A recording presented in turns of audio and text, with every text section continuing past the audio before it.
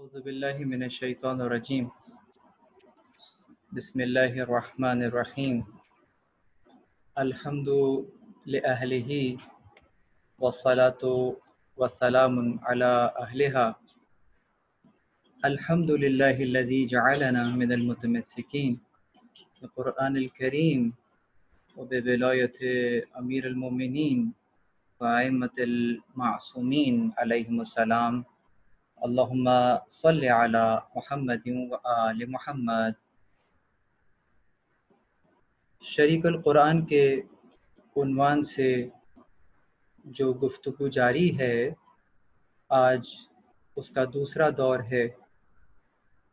گزشتہ روز ہم نے شریک القرآن کے عنوان سے جو مطالب آپ کے سامنے رکھے، ان میں قرآن اور ائمہ ہدی کے درمیان میں مشترکات کا بیان کیا۔ آج ایک اور انداز سے اس موضوع کی طرف نظر کرنا چاہیں گے۔ پروردگار عالم نے جس انداز سے قرآن مجید کو ہمارے اور آپ کی ہدایت کے لیے اتارا ہے، یقیناً قرآن کریم کی جو علت قرار پائی وہ ہدایت قرار پائی، یعنی کہ جو مقصد ہے اس کتاب سے توسل کا وہ ہدایت ہے۔ پس عزیزو، اس عنوان سے اگر ہم کسی کو قرآن کا شریک ٹھہرا رہے ہیں تو یقیناً وہ شریک بھی آپ کی اور ہماری ہدایت کے لیے ہی اس دنیا میں موجود ہوگا،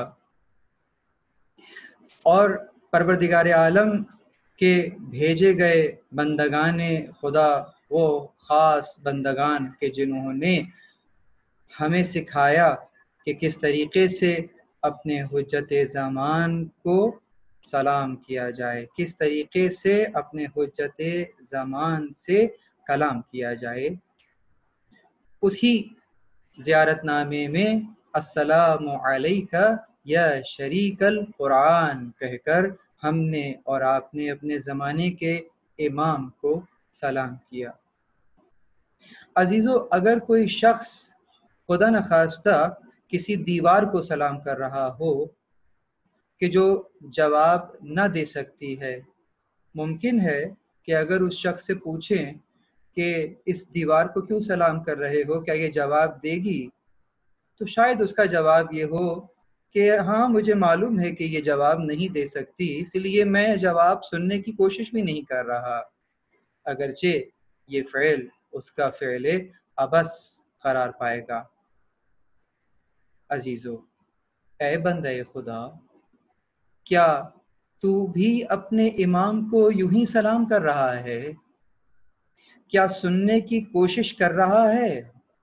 اور اگر جواب نہ سنائی دیا تو پھر اپنے ضمیر کی آواز کو سن، یقیناً بیان کرے گا کہ جواب کیوں نہیں سنائی دے رہا۔ اگر واقعی تڑپ کر امام کو قرآن کا شریک کہا ہے تو ایک سوال کا جواب دے دیجیے۔ اگر دو افراد ہمیشہ ساتھ ہوں اور ان میں کسی دن آپ ایک کو تنہا دیکھیں تو آپ کا اس سے پہلا سوال کیا ہوگا؟ یقیناً اس سے پوچھیں گے کہ وہ جو تمہارے ساتھ ساتھی ہیں وہ کہاں ہیں؟ اے حضرت انسان، تم تو ان کے ساتھی ہو، تم تو ان کے شریک ہو، یہی سوالات کریں گے نا ان کے شریک سے۔ یہ بتائیے، زیارت میں کہتے ہیں السلام علیکہ یا شریک القرآن، یعنی اے امام، آپ قرآن کے شریک ہیں، اور شریک بھی ایسے کہ کبھی جدا نہیں ہوں گے، تو پھر قرآن کیا ہوا؟ اگر وہ قرآن کے شریک ہیں تو یہ ہاتھوں میں جو قرآن ہے یہ کس کا شریک ہے؟ یہ آپ کے اور میرے آقا کا شریک ہے، یہ امام کا شریک ہے۔ اگر وہ شریک القرآن ہے تو یہ شریک الامام ہے۔ ذرا یہ بتاؤ تم نے اس شریک کے ساتھ کیا کیا؟ کیا اپنی زندگیوں پر اسے نافذ کیا؟ کیا کبھی ثواب کے علاوہ ہدایت کے لیے بھی اس کو کھول کر پڑھا؟ کیا فقط اسے وظیفوں کی کتاب سمجھ کے رکھا ہے؟ کیا اس انداز سے اس شریک الامام سے کبھی پوچھا کہ اے میرے آقا کے شریک اور دیرینہ ساتھی، تو بتلا میرا آقا کہاں ہے؟ کیوں غیبت میں ہے؟ ظہور کیوں نہیں کر رہا؟ اس سے پوچھیں، یہ ایک زندہ حقیقت ہے، یہ آپ کو بیان کرے گا، اپنے ساتھی کے بارے میں بتائے گا۔ کیوں نہیں پوچھتے؟ امام غیبت میں ہے، اس کا ساتھی تو تمہارے ہاتھوں میں ہے۔ بس جو حال اس ساتھی کا ہے، جو حال اس ثقل کا ہے، وہی دوسری ثقل کا حال ہے۔ رسول اللہ شکوہ کریں، یا رب ان قوم اتخذوا هذا القرآن مہجورا، اے رب میری قوم نے اس قرآن کو چھوڑ دیا تھا، مہجور کر دیا تھا۔ ثواب کے لیے تو تلاوت ہو رہی تھی، ہدایت لینے کو کوئی تیار نہ تھا، تو گویا قرآن مہجور قرار پائے گا اگر اس سے ہدایت نہ لی گئی۔ عزیز، قرآن کا اسلوب، قرآن کا انداز خطابی ہے، نہ کہ کتابی۔ قرآن کریم فرقان حمید کا جو اسلوب قرار پایا ہے وہ خطابی قرار پایا ہے، کتابی قرار نہیں پایا۔ یعنی ایسا نہیں ہے کہ کوئی کتاب ہے اول سے آخر تک اور تسلسل کے ساتھ فقط واقعات ہی واقعات بیان کی جا رہی ہے، نہیں، ایسا نہیں ہے۔ یہاں ایک اور بات کا اظہار کرتا چلوں کہ اللہ کے لیے نہ کوئی ماضی ہے، نہ حال ہے، نہ مستقبل ہے۔ یقیناً پروردگار عالم کا یہ کلام حقیقت پر مبنی ہے۔ پروردگار کا یہ کلام اس انداز سے زمانوں سے مخاطب ہے کہ جیسے اس کے سامنے زمانے ہاتھ جوڑے کھڑے ہیں اور یہ ان سے مخاطب ہو رہا ہے۔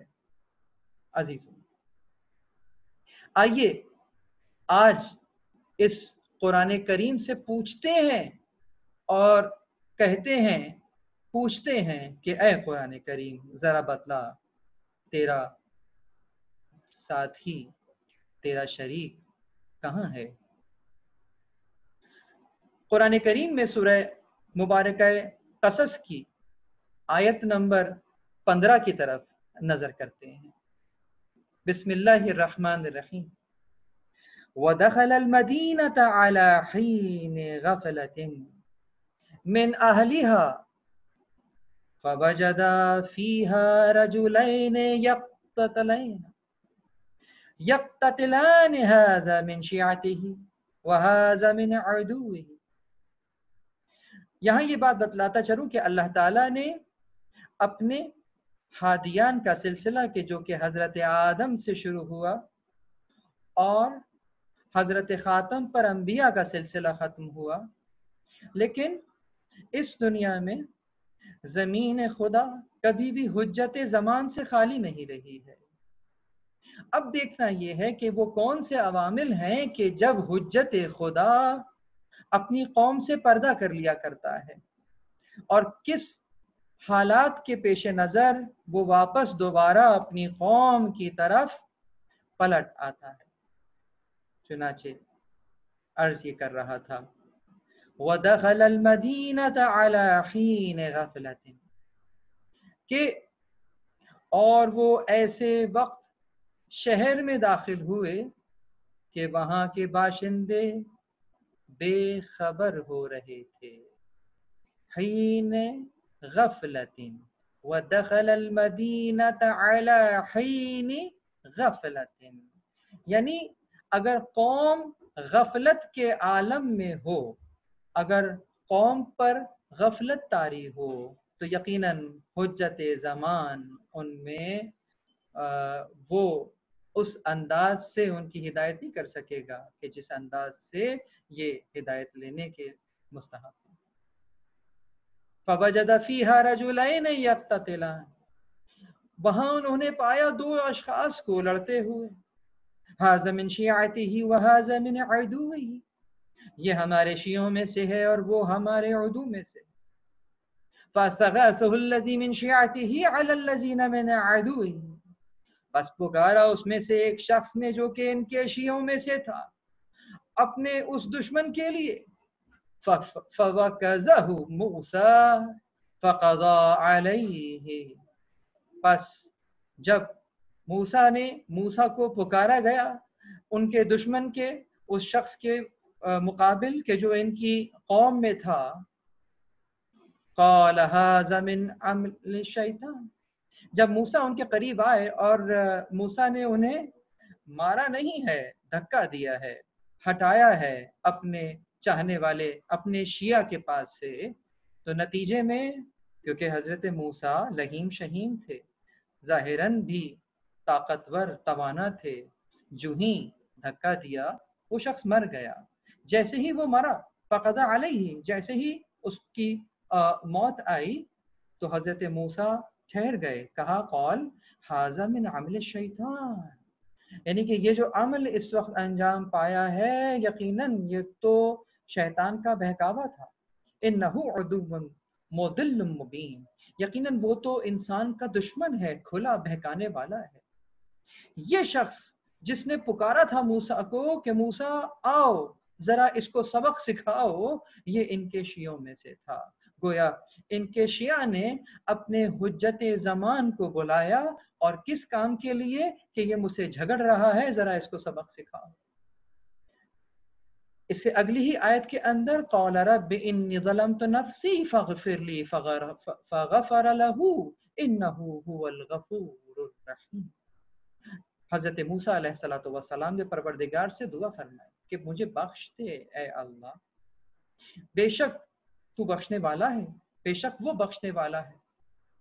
اور کہنے لگے قال ربی بما انعمت علی فلن اکون ظہیرا للمجرمین. بہت توجہ عزیزو، بہت توجہ. کہنے لگے اے پروردگار تو نے جو مجھ پر مہربانی فرمائی، بما انعمت علی، جو نعمت تو نے میرے اوپر اتاری ہے، تو میں بھی آئندہ کبھی گناہگاروں کا مددگار نہ بنوں گا. یعنی جب کبھی بھی خدا نعمت کا نزول فرمائے تو اس کا کم سے کم حق تو یہی ہے کہ کم از کم اس نعمت کو پروردگار کی مخالفت میں استعمال نہ کیا جائے.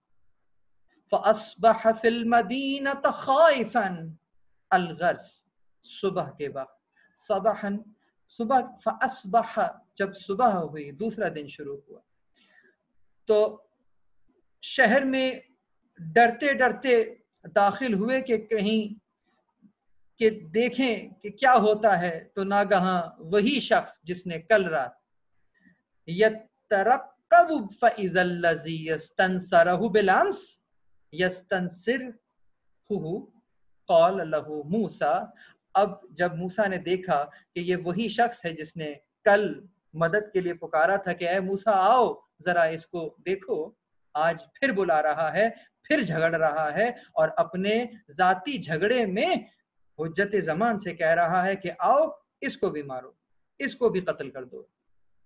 بس موسیٰ نے اس سے کہا کہ تو بڑا بہکا ہوا ہے، انک لغوی مبین، تو بہت بہکا ہوا ہے.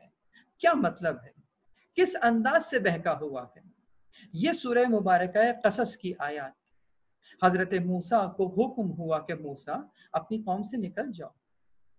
20ویں آیت میں فخرج منها خائفا، نکل گئے موسیٰ اپنی قوم کے درمیان سے خائفا.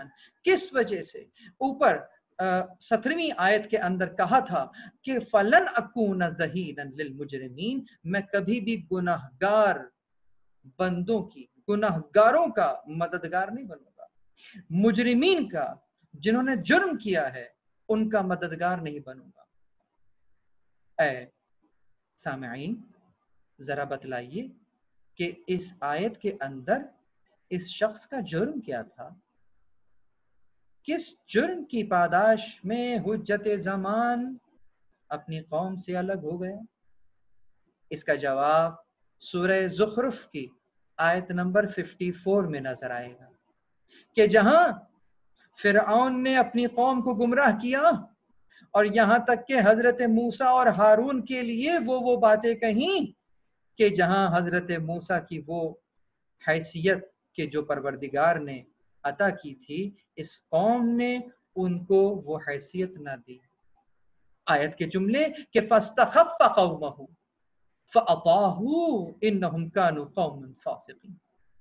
فَاسْتَخَفَّ، تخفیف کر دی تھی، قومہ، ان کی قوم نے، حضرت موسیٰ کی، جہاں تخفیف ہو جائے، جہاں حضرت موسیٰ کو وہ مقام نہ دیا گیا کہ جو موسیٰ کا مقام تھا۔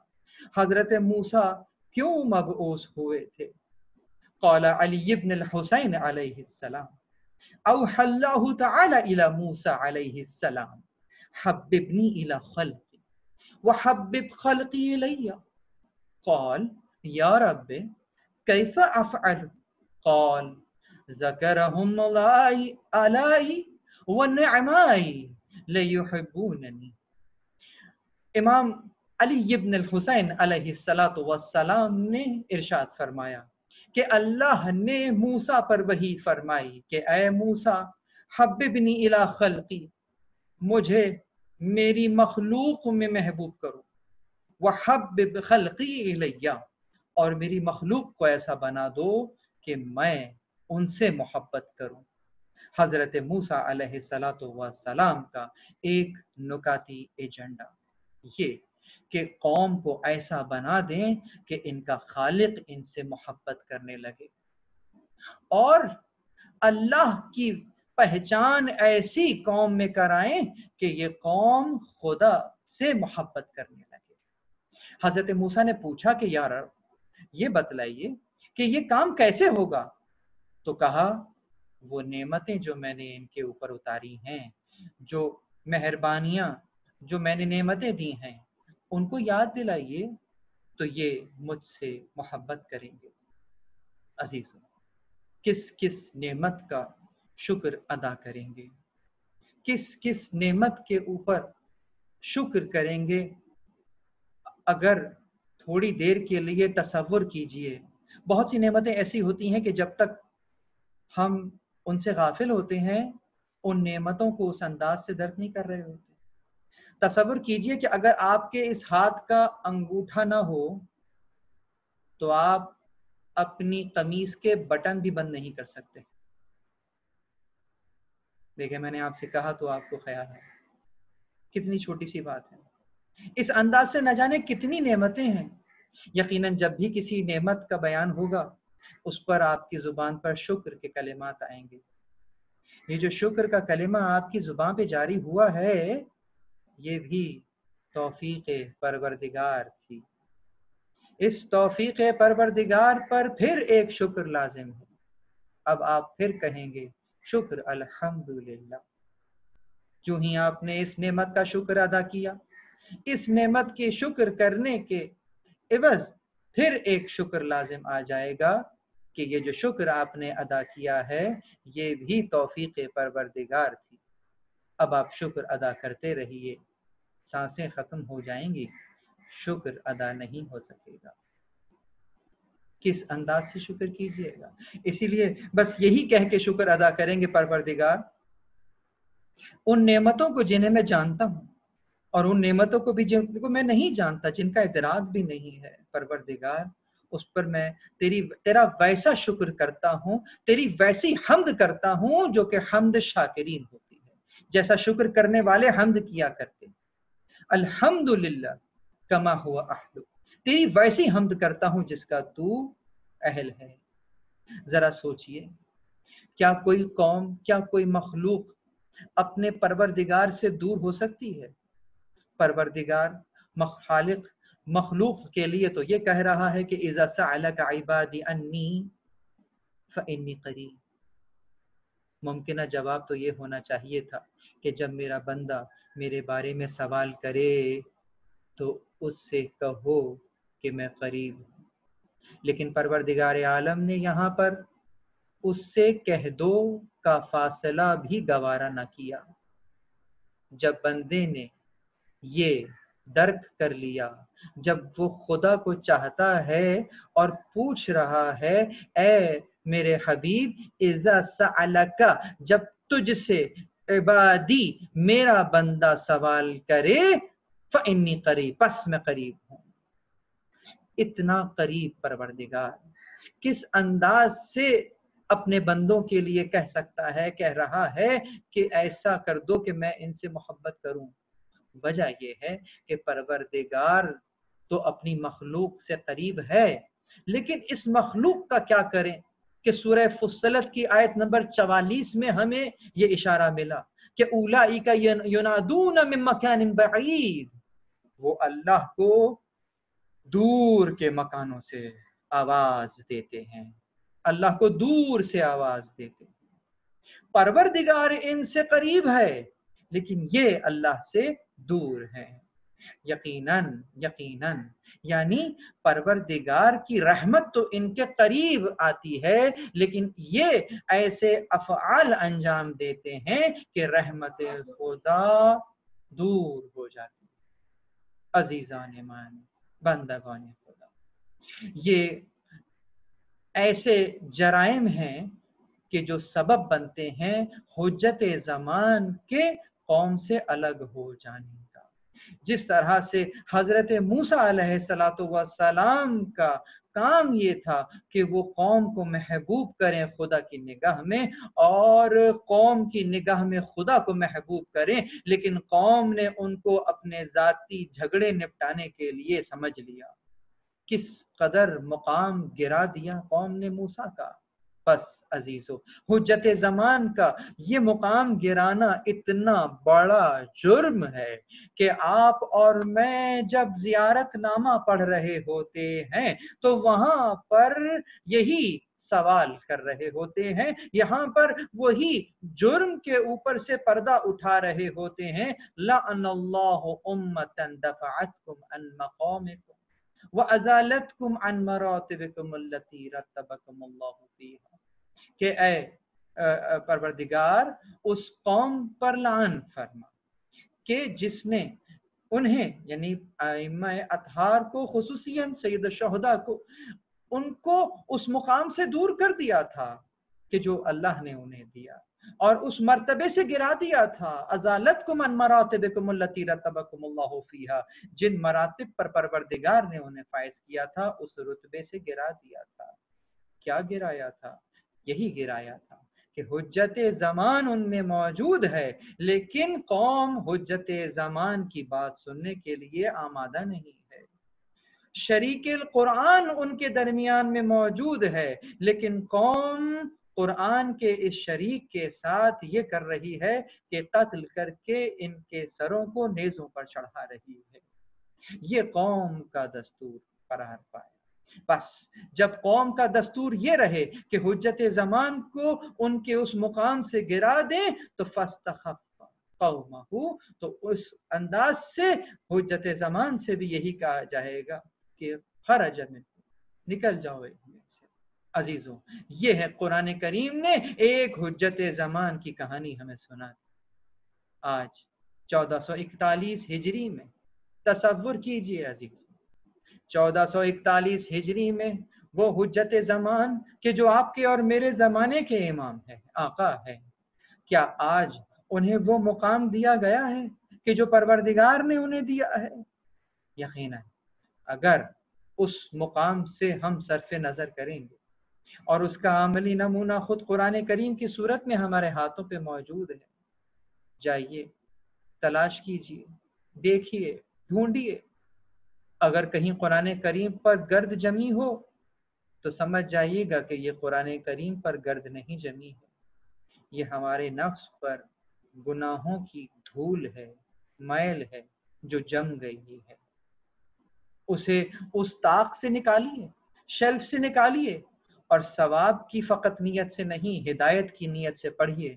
یہ بین نشانیاں کھول کھول کر بیان کرے گا اور شکوہ بھی کرے گا، نالہ بھی کرے گا کہ تمہارے وقت کے امام کو پروردگار نے تمہارے زمانے میں قرار دیا ہے لیکن ہم اس کے غفلت کیے ہوئے ہیں.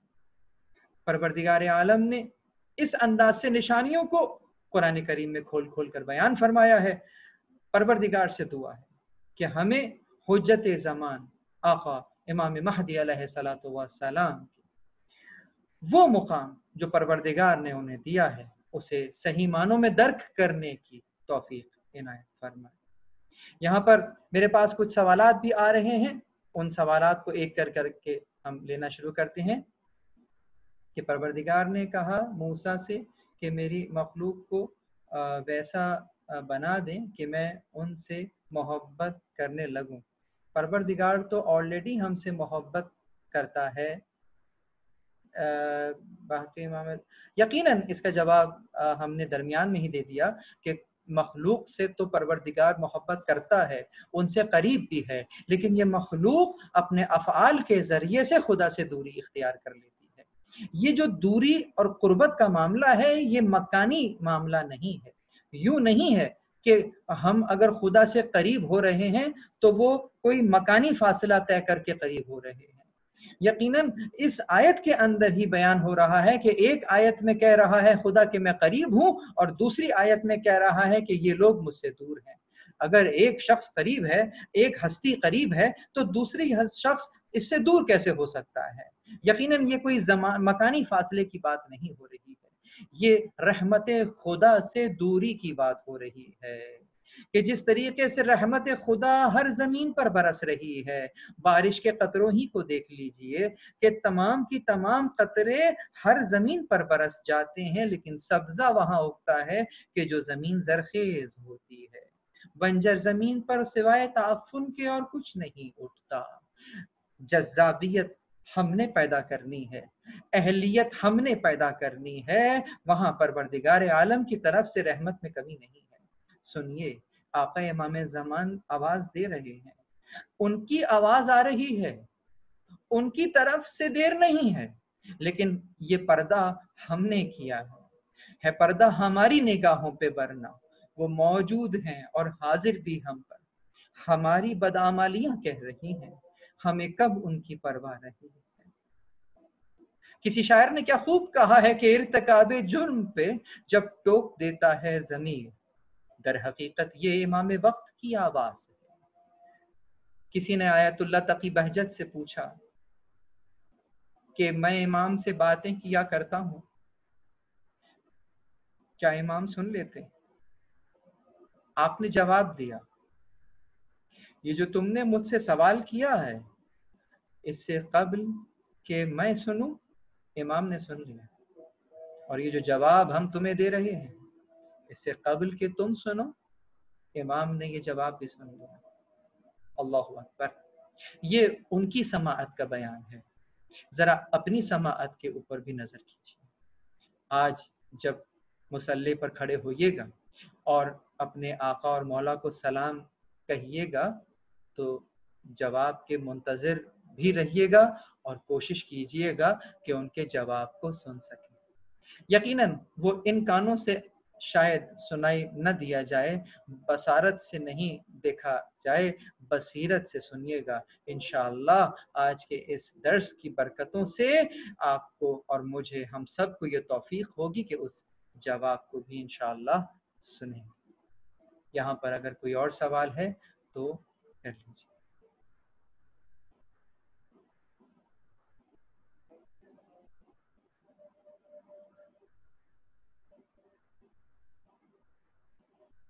پروردگار عالم سے دعا ہے کہ حضرت حجت علیہ الصلوۃ والسلام کہ جن کی پیدائش کے ایام بھی قریب سے قریب تر آ رہے ہیں، ہمیں یہ توفیق دے کہ ہم امام علیہ الصلوۃ والسلام بالکل اس انداز سے منتظرین بن جائیں کہ جس طریقے سے امام زمان چاہتے ہیں۔ ایک اور سوال مجھ تک آیا ہے کہ امت میں جو افراد غفلت کا شکار ہیں ان پر اتمام حجت ہو جائے پھر بھی نہیں امام کا ادراک کریں رہے ہوں تو اس میں ان مومنین کا کیا قصور جو ویل پریپیئرڈ ہیں؟ کتنے ہی علماء گزر گئے، کتنے ہی مخلصین گزر گئے، یہ جو گزر گئے ہیں یہ آپ کے اور میرے انداز سے گزر گئے ہیں۔ عرض کر رہا تھا پروردگار کے سامنے نہ کوئی ماضی ہے، نہ کوئی حال ہے، نہ کوئی مستقبل ہے، زمانے آپ کے اور میرے لیے ہیں جو گزر رہے ہیں۔ آپ نے فقط اتنا کرنا ہے کہ اپنے آپ کو تیار رکھنا ہے۔